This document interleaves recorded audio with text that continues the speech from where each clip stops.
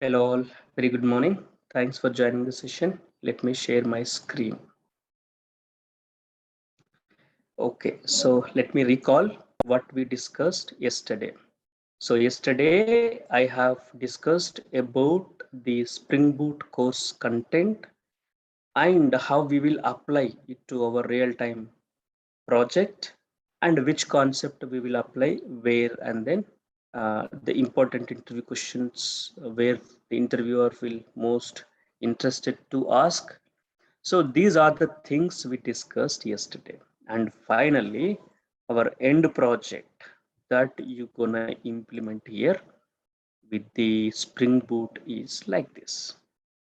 So once this end project is implemented using the time leaf plus Spring Boot, and of course, we also secure it using the Spring Security, right? So I'll discuss separately about that security aspects, but yesterday we understood the course content of the Spring Boot. The same course content, of course, you might see in our DURGASOFT website. Now today, let us understand the importance of microservices. Sir, we are fresher. Do we require to know the microservices? Why not? What's wrong in knowing the microservices architecture? And if you are an experienced engineer, you are trying to switch to another job, you are getting a 22 lakhs of CTC or 18 lakhs of CTC, 100% hike, 200% hike you are getting because of what? Because of knowing Spring Boot. Exactly correct. But why you are knowing the Spring Boot, for this microservices? He is the hidden boss, big boss. This microservices is the big boss, right? Who is forcing the Spring Boot to be an important skill set for the developers to implement these microservices. You got my point. Don't be an assumption like if I know Spring Boot, yes, I will get 22 lakhs CTC. No, why we are using Spring Boot first of all? So we are using the Spring Boot to easily develop the microservices. Again, in order to implement the microservices, only Spring Boot we will use? No. Any technology, any framework you can use and implement the microservices. But in our Java, Spring Boot is making our life easy in implementing the microservices very easily, right? So that is the beauty of the microservices concept. Reactive programming I'm not covering actually. So reactive programming is not covering here. Okay, event driven system we are covering, but that may or may not be reactive.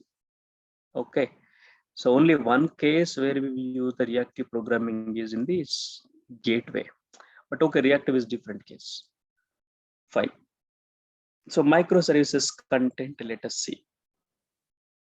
So first of all, what are microservices, sir? Just in case to show you, this is one application. This is one application architecture. So this architecture, if you can see, everything is inside a single Tomcat.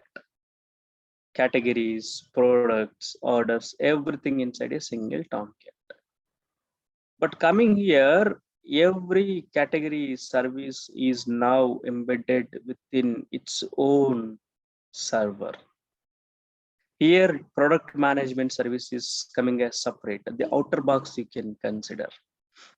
So here, all are inside the outer box, but there is no outer box here compared to this diagram and then this diagram. There is no outer box like Tomcat here in this services like category service, product service, and then the order management service.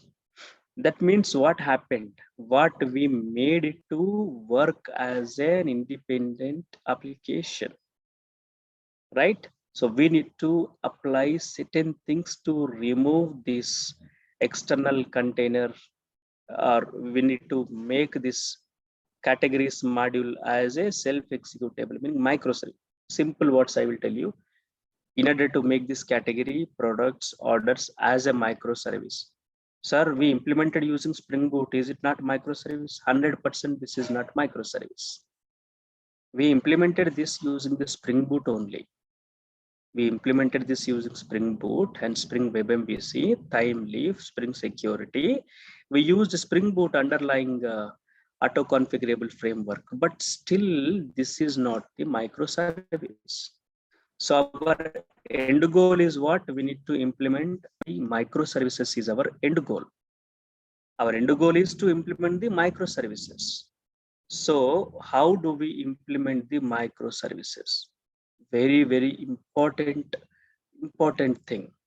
In order to implement the microservices, first you need to understand the domain driven design, DDD, with the bounded context. So domain driven design meaning, okay, one thing I can tell you, you can easily understand. Finally, whatever the application we will build using the Spring Boot, that application we are converting into microservices. By looking into this diagram, you might get that feel, isn't it? So this is the Spring Boot application. The Spring Boot application we implemented, we are converting into the microservices. So when we converted into microservices, then each and a views came like this, and then of course the categories, products and all are separately, they are somehow separately. You can see the architectural difference, some difference you are able to see, some difference. The outer box is not here, and then this box is here, some difference you see, meaning first we will implement these and then we will convert it to these microservices. This is what you need to first understand. So in order to convert it to microservices, what we need to do first? First, we need to understand the existing application, right? So there is a concept called, one moment. There is a concept called greenfield and then brownfield. There is a concept called greenfield applications and brownfield applications. Greenfield applications meaning directly we will start implementing the microservices only directly. For example, I am a person. Okay, I'm a teacher, right? I'm a tutor, right? Right now, what I am doing, I'm using this software to share my material. You can see my material, how I am sharing, how I am writing, right? So this material I am sharing to all of my students through this software. But later on time, I thought like, why can't I build my own application like this? The problem of this application is, I cannot create one topic, and under the topic I cannot add the many concepts. For example, Spring Boot application execution flow is one topic. In this one topic, I can attach many handouts here, but in this topic, I cannot write the text pad like, this is the notes one, notes two. No, everything I have to upload it as some file. So of course, I have seen some flaw, some not flaw, but it is not feasible according to my requirement. I'm expecting something else, but which is not here. So what I want is, I consulted one software company. Assume, just an assumption. I consulted one software company and I asked them like this. I want an application which will run in desktops and mobiles as in the same way.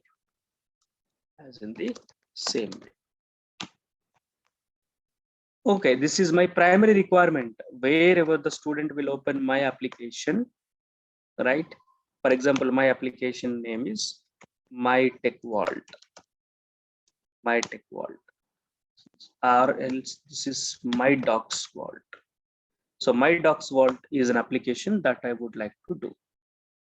My docs vault is doing what actually? It is an application where student will log in and then student can see the materials, all of mine or other faculties, based on the topic wise, based on the subject wise, they can be able to see the application, meaning materials they can see. They can download, they can share the material. Of course, there were several cases. So this is what my requirement. I went to a software company and then I asked them to implement. I am not a techie guy, first of all. I'm not a technical person. I want an application which will run very fast without any issues for all the kind of people. That is what my goal. I don't know whether they will use what actually. So if this is the case, we can directly start. This is very starting application, right? There is no my docs wallet application before, but now we are implementing very beginning. So one option we can go is what? We can directly implement the microservices. We can directly implement the microservices. That is called greenfield applications, meaning there is no application. We are starting from the scratch, so we can go for the microservices implementation. That is one option we have. That is called greenfield application. Brownfield application meaning already we have an application. Maybe which is running since last 25 years, last 10 years, last 5 years, last 3 years, whatever it is. Already we have an application which is running. Customers are there. For example, Ola, Uber, Facebook, Gmail. Already customers are there. They are running since longer time, right? Now for the better performance, for the sake of other issues handling, we can convert it into microservices architecture. How many of you have used Ola? If you used Ola, probably in 2018, not 2018, 2017, 2016, if you used Ola, you might have seen very, very bitter experiences. What are those? When you put one location, it will take the other location, maybe nearest of your location. The cab driver will go to that location and then he used to call you. I'm at your location, but he is not really at our location. That is one problem. And navigational problems we have seen. The map is showing that there is a path, there is a way. But when you go to that location, exactly you might have seen a wall there. Or you might have seen a water there. No road. But according to the map, it is showing the road. What is happening? What happened there? And also, did you observe earlier Uber application if we used? A lot of problems we were faced. Payment is deducting, but the ride won't book. Payment is deducting, ride would book, but the driver will ask us to do the payment as he was not received our payment receipt, the driver. So these are all the recurring, meaning the regular problems happened with the Ola and Uber in the late 2017, 2018. Of course, Uber is starting, it is a microservices architecture, but to address the issues with the Ola application, they have migrated to microservices architecture. So that means what they did, they already have an Ola application. So now they converted that into microservices architecture. As a result, nowadays you see Ola application, how robust it is, how accurate it is, right? So they were converted into microservices application. If that is the case, this is called as brownfield application. So brownfield application meaning already application is there, already users are there, users are using the application since long time, but have some issues in that application. To address those serious issues, we want a different architecture. So that's the reason we can go for the microservices architecture. So in real time, you will get a chance to work on brownfield or greenfield. Guess. 85% of the projects you will work on the brownfield only, meaning already application was there. You just need to convert into microservices. That is the use case we have taken here. We already have the application. This application we are converting into microservices because 85% of the organizations are having the same situation. Being a microservices developer, when you put into a project, what you need to do? You may or may not get to work from the scratch. Of course, meaning the application was not there where you have to start the microservices. No, you may or may not get that situation, but you 100% will get into a situation like, already project is there. That project you need to convert into microservices architecture because you have been hired with the 200% of hike because of you are a microservices developer. As you have the microservices skill set in your resume and you are master in implementing the microservices using Spring Boot, and you were hired with the 200-300% of the hike. That is the expectation that the developer, your manager have on you. So now what you need to do, they will give you, hey, this is what our existing application, and this existing application we convert into microservices architecture. So now the situation comes to you like, where you want to start, how you will start converting the existing application into the microservices application, how you will start. So that is where you need to start from the bounded context and then domain driven design. First, you need to analyze the existing application. First, you need to analyze the existing application. Of course, I will explain about these in our coming up sessions, but just for you to understand the role or the importance of it, I'm just opening the document right away and then trying to showcase it to you. Bounded context. So how the bounded context will be? Let me scroll down. Did I written here? No, actually I have not written here. Let me go back to the design considerations, microservices design considerations document that I prepared. So you can see the design considerations.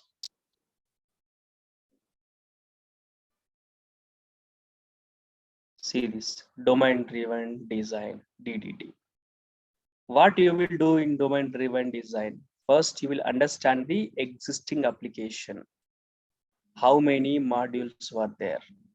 And each and every module is how it is coordinating, right? So finally, you are identifying these are the modules. And these are the modules along with their communication, collaboration, you will understand, identify. And finally, you will break down into a domains. And that domains you will implement as microservices. Okay, so what do you understand from this one? In order to migrate the existing application into the microservices application, first you need to analyze the existing application, isn't it? That analysis will talking about this domain driven design and then bounded context. Very, very important.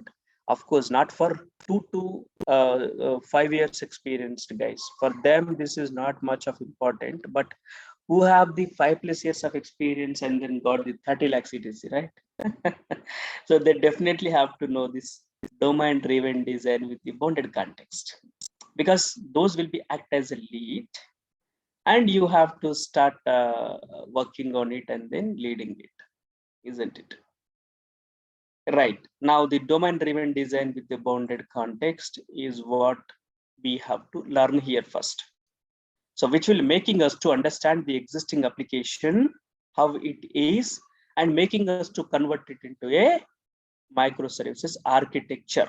So that is the reason in our classes also, first we will implement a existing application, one application we will implement, and then we will do an analysis like how we will convert into microservices. Sir, why analysis is required? Why required is one simple case I will tell you. Here, how many databases we have? Only one database. Of course, this is the replication, forget about it. So there only one database we have. All the modules, categories, products, orders, users, payments, all the modules are using a single database. But if we can go and then see in our microservices architecture, it is suggestible to have one database per one microservice. One database per each microservice is what the suggestible format, the suggestible pattern, data design pattern, database design patterns we'll discuss going forward. In database design patterns, what you need to understand, each and every application should have its own, each and every microservice should have its own database. Okay, clear. Then what is the problem, sir? The problem is this application might have the foreign keys also, right? For example, as we discussed yesterday, one customer can purchase many products. One customer can do many orders. One order can contain many products. A product can belong to many category, right? So this much of complex database is what we have. As they are in the single database, foreign key associations are possible. But when we maintain a database per application, assume product table is here, category table is here, and then the orders table is here. How the order is maintaining a foreign key relation with this product table, which is in another database, right? That is the challenge. That is the challenge. How we will maintain it? For example, product is in another database, order is in another database. How we establish the foreign key relations? It is not possible. But how we will maintain this relation, right? Relation should not be break, right? Correct. All these microservices talking to single DB is not suggestible. Again, if we make the single DB, if the single DB will down, all our microservices will down. Again, we are making it as a traditional application. Of course, we'll discuss going forward, but each and every microservice should have its own database, is the suggestible database pattern. If that is the case, now the challenge for us is how do we maintain the relationships between the two databases and then two tables into different databases? No, there will be no physical relations we can maintain. That's where there is an important interview question asking by the interviewers, how one microservice is making a call to another microservice. How the microservices communication is establishing is what an important interview question the interviewers are asking nowadays. Not nowadays, since 2017, this question is asking on microservices. How one microservice is speaking to another microservices. What are the various scenarios of it? What are the various difficulties of it? Right? So I will give some time to answer your questions, folks. You are came here to attend the demo to know the things, right? So I will answer all your questions without starting the Spring Boot from basics. How we will go to this microservices? No, we never go. It will be tough to go here. So everything we will be start from this Spring Boot 2.x from the scratch. Very basic level we will start. But in order to understand this Spring Boot 2.x from very basic level, the prerequisite is there. What is that prerequisite? Spring core is required. So how you, meaning Spring core is required. If you know the Spring core, then only you will easily understand the Spring Boot.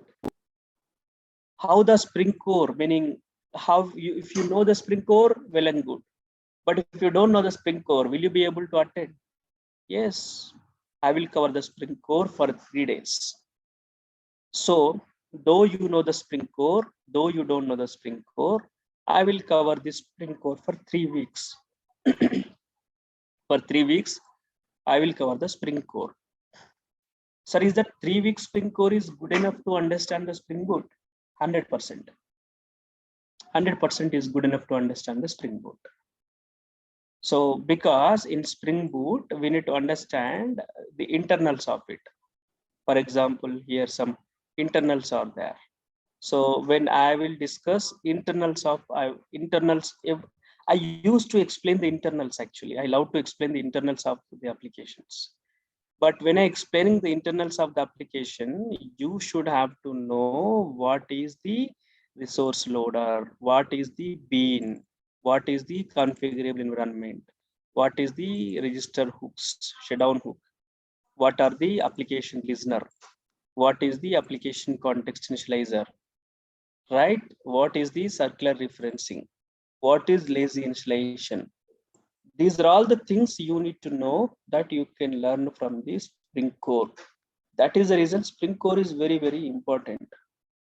And we even have to know what is application context, if you can see, configurable environment, right? Bootstrap context, preparing some post processors, pre-processors.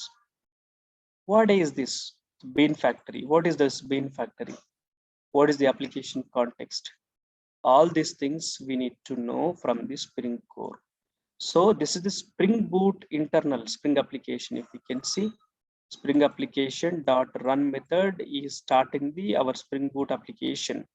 So the Spring application dot run method is using the Spring Core purely to start up the container. Now you need to know what is Spring Core container, how it will work. Okay, I will use the time leaf. I told any number of times, but again, I'm telling I will use the time leaf. There is a reason for using the time leaf. Okay, so why I'm not going for the JSPs, why I'm using time leaf, there is a lot of reason for it. Okay, so I will explain what is that reason and then why I'm going for the time leaf. I'll explain when we started this Spring Boot WebMVC. Okay, I hope I answered the questions. Or else do I need to stop here and then ask me, take your questions? That is also fine for me. Okay, otherwise I will give the chance to you. Speak to me, ask your questions, because you know you are came here to attend the session by clearing out your doubts. So ask your questions now. I will answer your questions. Any questions?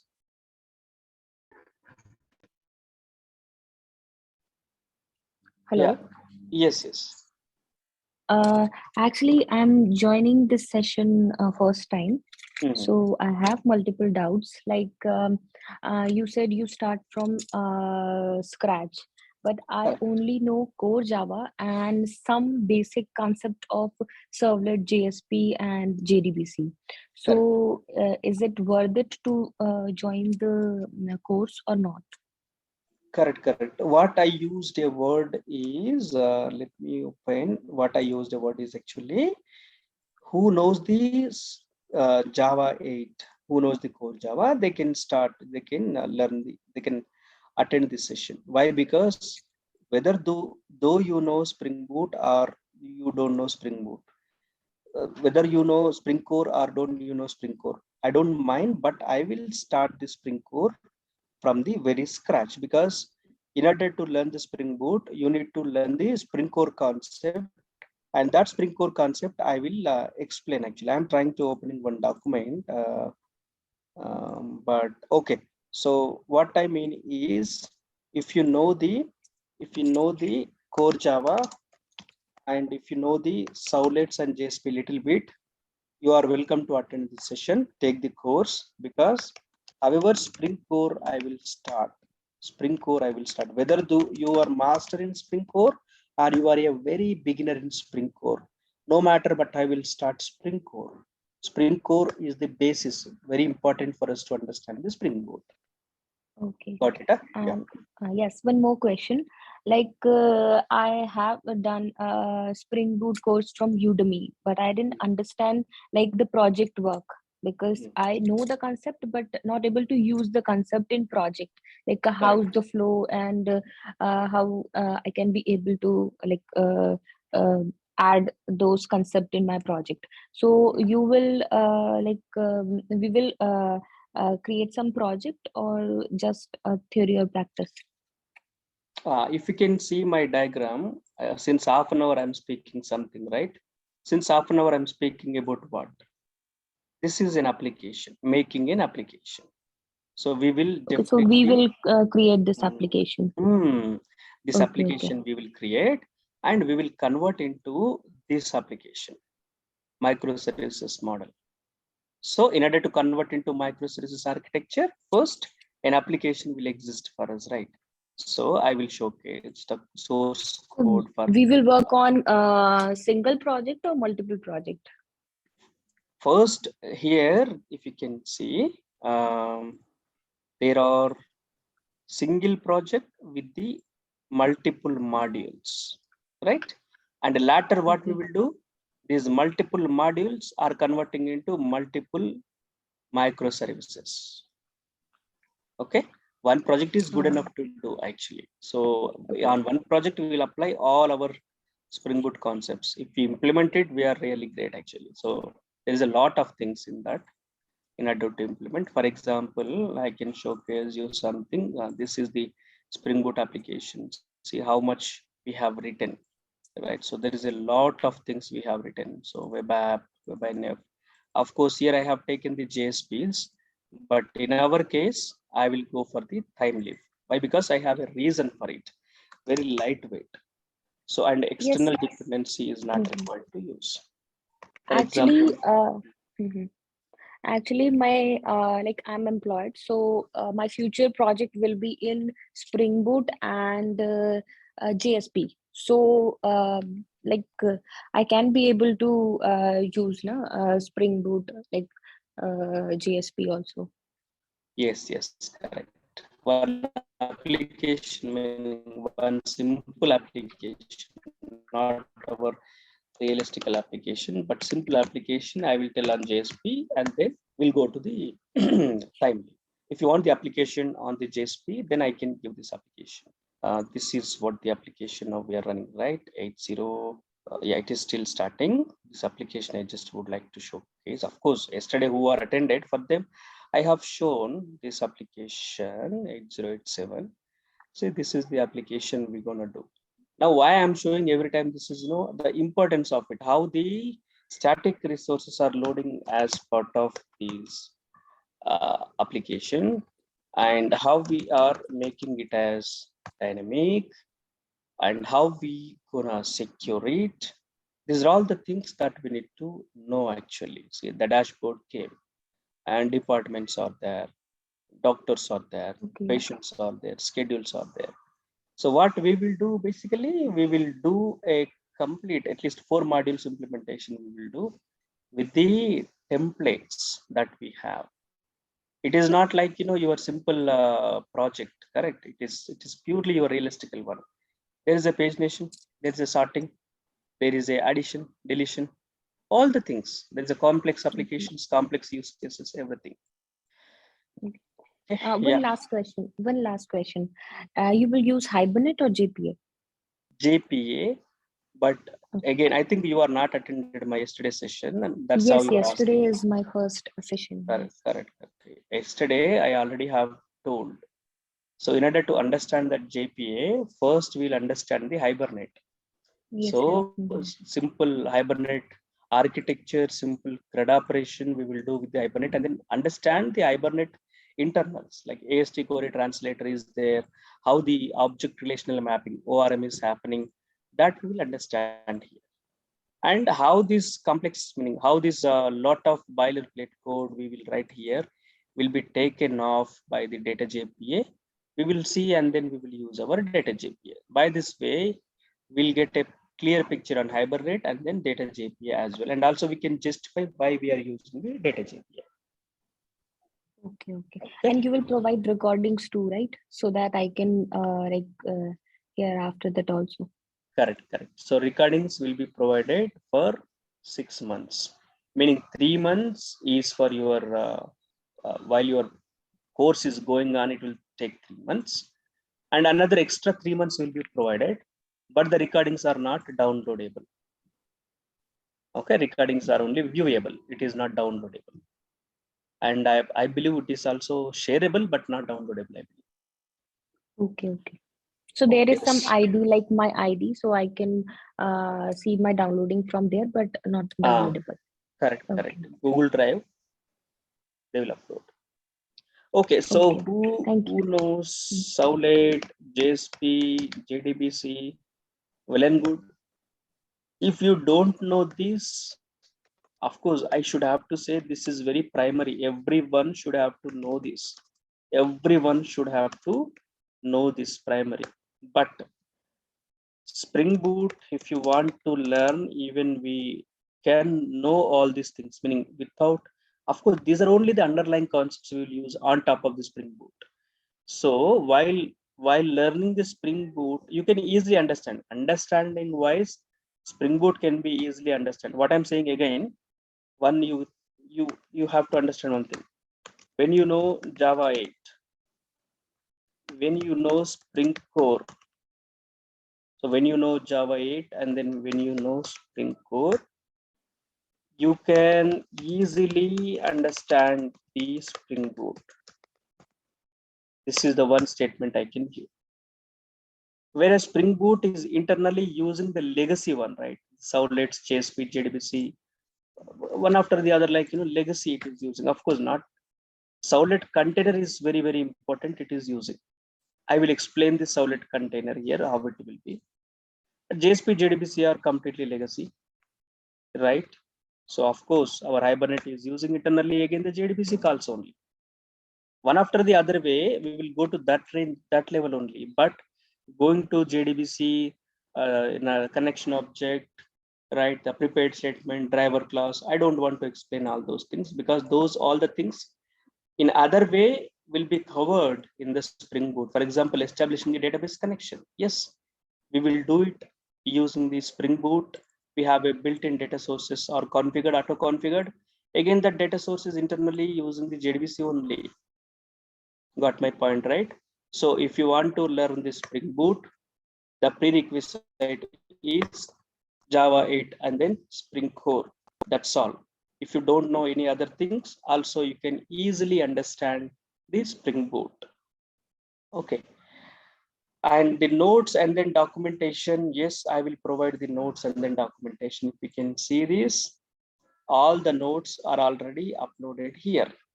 So once you will be done your registrations, then I will give you the access to these notes.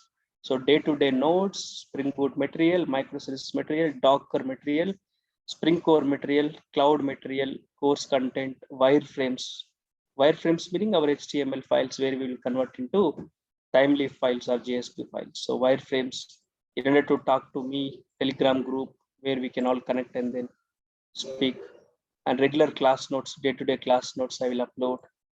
And I already have given my contact number here, my contact email ID, right? So like this, we will have a communication day-to-day.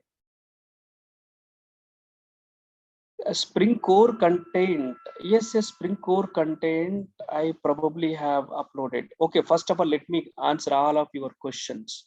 Then I will go to the content wise because I started content wise, but you guys are coming up with a lot of questions because maybe newcomers were joined today to attend the demo. I can first answer your questions. I will answer.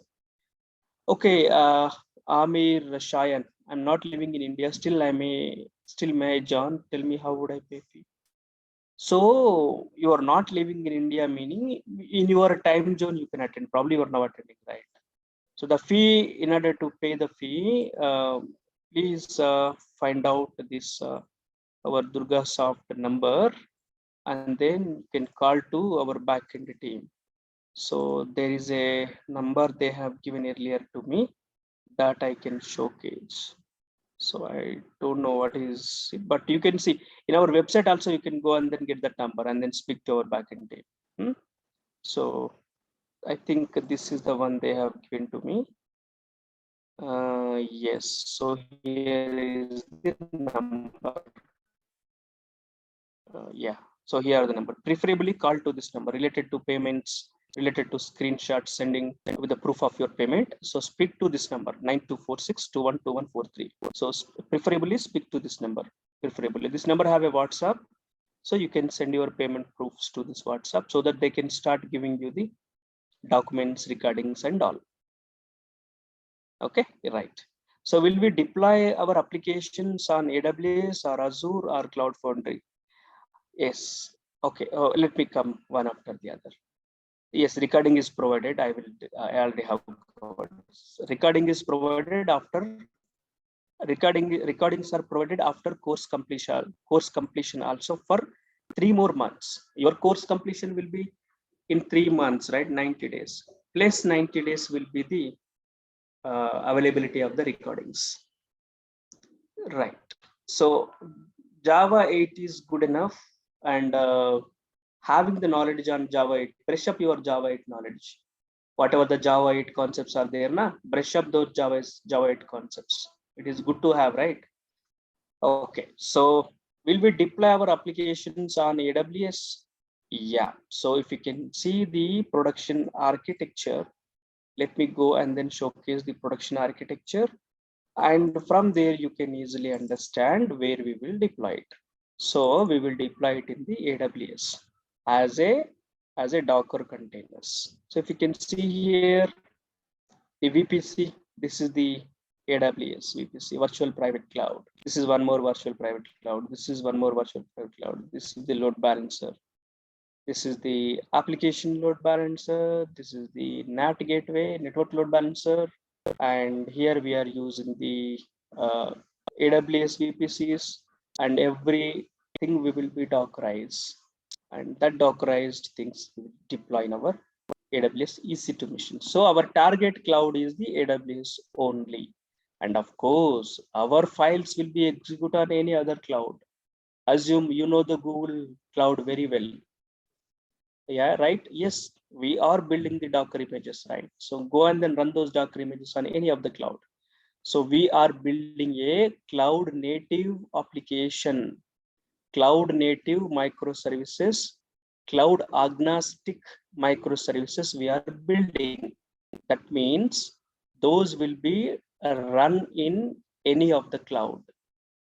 So that is the reason we are following the 12-factor principles proposed by the Heroku organization to make our microservices as the cloud native, no matter whether it is any of the cloud, Azure, AWS, or GCP, no matter whatever is the cloud it is, it will be run anywhere. So that is called the cloud native application. We are making it using the Docker, and then other things we will apply, 12-factor principles we will apply, and then made it as a cloud native application. And again, what we will use, so go and then refer the course content, please. Whatever there in the course content exactly, we will also cover here. For example, Kafka for event-driven microservices, right? ELK for logging system of the microservice, centralized login, distributed login system of microservices we will cover. And Jipkin for the tracing purpose. All the microservices will be traced using the Jipkin. Every concept, every component in this architecture have one interview question, one or more interview questions. Okay, one or more interview questions. So this is what you will learn here. Spring Core content. Okay, I will share the Spring Core content. Let me open the Spring Core content. If it will be, if it is ready with me, I think I already have uploaded here Spring Core content. Spring Core course content. Yes, Spring Core content. Go here and then see the Spring Core content. Yes, this is the Spring Core content. Spring overview and EJB versus Spring, Spring 5 architecture, Spring projects overview. Then Spring Core terminology, tight coupling versus loose coupling. Here we'll understand factory design pattern, inversion of controller, design principle, dependency injection design pattern, IOC container will understand the concept of beans, auto wiring, bean factory application context, and finally Spring expression language.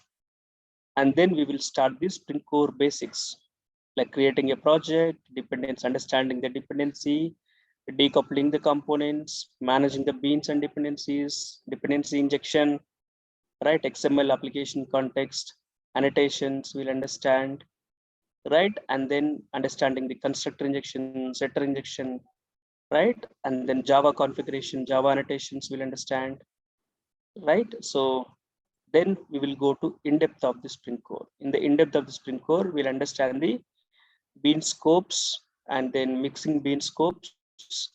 Mixing bean scopes is very important in interviews. And then bean life cycle, and of course a few more annotations, aware interfaces also. I think I have uploaded half only, but aware interfaces also will learn, and then the listeners also we will learn. So two more concepts I missed in this course content. Got it? Huh? So this is the course content, very, very important, and then very good enough for us to attend the interviews and also work on the Spring Boot to understand Spring Boot very easily. Got it? Any more questions? Okay, if I go through this course, will I become a professional and hands-on coding? That's up to you, how you will follow me and how much depth you will follow me, and then you will work with me. For example, I would like to showcase one thing as the question being asked. I would like to showcase one thing. See this, these are all the my repositories. As the question asks, how depth we can cover the application. For example, I was in another institute. When I was in another institute, see this, how many microservices we were written, right? There is a service registry, order API, UI, doctor service, department service, config server, authentication service, gateway, address service, shipment service, payment service. Entire project we converted into microservices. Coming to the coding standard and the depth of the coding, have you, of course, the class have the basic candidates and also the real-time candidates, right? I have to cover all of them, but just would like to showcase the coding, how we will write is, for example, this IDP token resource. So you can see the coding, like the clients, how we will write IDP and then Auth0 IDP client. See how we are writing the coding. Everything we are taking from the property file, configurable driven, no hard coded. You can see the code how it is, no hard coded, nothing, right? So we're using coding standards, using wherever is required, I will let you know. So using various coding standards, we will cover everything. Which caching mechanism you will use? I think you can, before answering this question, you might have seen this, right? What is this symbol for? This is the Redis Cache. Redis Cache we are using. What is the scenario where we will use Redis Cache? Because in our microservices architecture, the token will be generated by this. Go here. In our microservices architecture, token will be generated by this user management service from the IDP. Here we will use WSO2 or Keycloak as an IDP. So token will be generated from here, and that token will be put into the cache. Next time, what will happen? The same token will be given back to our React.js application by this gateway. Now React.js application will send the token to the gateway. Now gateway needs to validate the token that coming from the network, and then that is already there with this cache. Because it is a network call, right? Anyone can tamper the token by pressing F12 in the browser. By pressing F12, for example, like this. So this is one application. I can press F12, or I can open inspect. So when we say inspect opened, we can go to network, and in this network, we can see all the network calls going on. And this network calls, I can edit it. So this network call, I can edit it. If you take the same in the Mozilla, of course, see this how it will be. Now there is a network interface, network tab. Let me reload it. Okay, so it just reloaded. Right now, what we can do, we can edit and then reset. See this. This is the request. What I can do, I can edit it and then resend. Right click on it. Somewhere you can see edit and resend. See this resend. Edit and resend. So I can edit it and resend. That means the security breach is there. So how we are handling that security breach? By comparing the tokens that are coming from the network and the tokens that were already there for us in the cache. So we are comparing. The token is valid, then only making it to forward to microservices. Otherwise, no. And sir, can't this, my battery is low, folks. Actually, just in a moment, let me attach the battery, I mean the plug in the charger, just in a moment.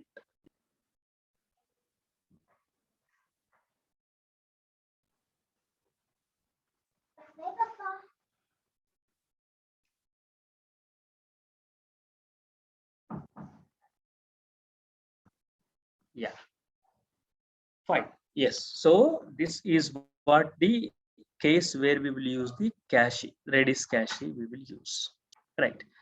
Also covering Zookeeper for managing the microservices. For your information, Zookeeper is not for managing the microservices. Zookeeper is for managing the brokers. And Zookeeper is for managing the Marathon and then Misa's framework. Meaning Zookeeper is used for managing the nodes, but not microservices. One or more microservices can be deployed in a Zookeeper. So, but as you ask the question, yes, we are using the Zookeeper as our administrator for managing the Kafka brokers, where each and every Kafka broker will be filled with the data that is being sending by this microservices. To manage the microservices, we will use the Kubernetes, but Kubernetes is not part of the session. Okay, so Zookeeper we will be used to manage the Kafka brokers. That is one thing, and to manage, meaning the scaling the microservices, meaning zero downtime, auto scaling, and all those things as part of the Kubernetes, like how the Misas and the Marathon framework is already there. Similarly, Kubernetes also there, which is lightweight compared to them. So that Kubernetes is not part of the Spring Core microservices sessions. Only till Docker we will cover. Any more questions? Okay. Hello, sir. This is Yes. Venu. So I have a question. So compare with the monolithic applications, these microservices are components. So talking with one component with other component, maybe network problem or some other maybe latency will be there. But if it is a monolithic application, then the components are in the same code we are using. So they can talk fastly. So how can we justify this answer? So if there is a problem between communication between one component to other component. So correct. I feel this, so how can we resolve this kind of problems actually? Correct. So for that one, we will use the resilience 4J patterns here. So resilience 4J patterns have the fallback mechanism. For example, when the category service is talking to this product service, network latency is I accept it because this network we need to communicate, but to address that network latency issues, we will deploy these microservices in the same private network. So in the same network, they will be fastly accessible. That is one point where we can improve the performance compared to monolithic. Second thing, when category service is speaking to product service, when any network error will come, there is a retry mechanism we will configure here. So that retry mechanism will keep on try to talk to, for example, product service from the category service for the specified number of times.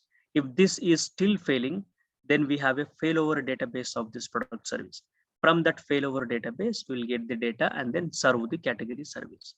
That is what we will use the replication databases we will use here, which will be act as a failover. Got it? Huh?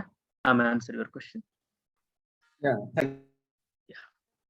Okay, so these are the huge concepts are there. Hey, Hystrix is outdated. We are in 2022, not in 2018, not in 2019. Hystrix is outdated. You know, as per the latest documentation, Hystrix support was kicked off. So in the place of Hystrix, we will use Resilience 4J. But pity of Amirpet is what, the Amirpet folks are still with the Hystrix only, because that is the tradition. They are in Amirpet, they have to tell with the tradition only, still following the Hystrix. But Hystrix I have not cover in this course content. It is outdated. Go and see the Hystrix documentation. There is no support there for the microservices. Hystrix is almost all taking off component. So they are giving now the importance for the Resilience 4J. With one library, many features we are getting, like Hystrix features, we are getting with the Resilience 4J. So don't concentrate on Hystrix, nothing, that is outdated. 2008, 2019, 2018. Don't learn in 2019-18. Learn in 2022. So no Hystrix. In the place of Hystrix, Resilience 4J came to us. Any more questions? Can you also tell how much duration will occupy for microservices? Only for microservices. Only for microservices, it is just 30 days. Only for microservices implementation. Only microservices implementation, meaning this part. Only this part will take 30 days, 20 days to 30 days. But this entire cloud is there, this will take again 15 to 20 days of time. So overall 45 days to 50 days will be take on making this production grade architecture by implementing the microservices. So 30 days we will spend on the Spring Boot, understanding Spring Boot completion with one project. Within 30 days we have to complete it. So that next 30 to 45 days we can spend on this architecture establishment.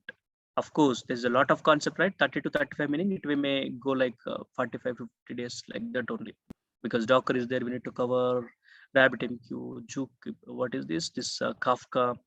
A lot of concepts we need to cover, right? It might take more than that, meaning 50, 60 days it will take. Okay, so 30, 35 days we need to cover in this Spring Boot need to be complete with the project. Fine, answered your question, right? Yeah. Salesforce is giving everything, but Salesforce is paid. You have to pay money. And Salesforce is taking the control of it. If you want to modify anything, it is very difficult for you to modify. Correct. Say when something is giving everything, why they are giving? They are charging. They are not giving us free. But this is free, open source, 0 rupee. With the 0 rupee, this entire architecture what I have drafted here, cost is 0 rupee, $0 cost is. But if you go to Salesforce, you have to pay for it. Salesforce is not free. And Salesforce development also making you to involve the paid components in it. And of course, it is not giving this much of control to you. For example, API gateway I have written here. I am using Resilience 4J. Tomorrow I want to use another pattern here. I can easily embed. Salesforce doesn't allow you to do like that. Whatever the inbuilt component, within that limitation only we have to use. Correct? So that is the difference. I think I answered your question. Raviteja, correct? Yes. Okay, guys. So that's all from this demo 2 point of view. And see you tomorrow at the same time with the demo 3. Hopefully I can cover the course content tomorrow as well. And I will make sure the course content will be uploaded in our DURGASOFT website. Go and then check there. Okay, fine. So I'm stopping the screen share for now and then see you tomorrow with the demo 3. Thank you.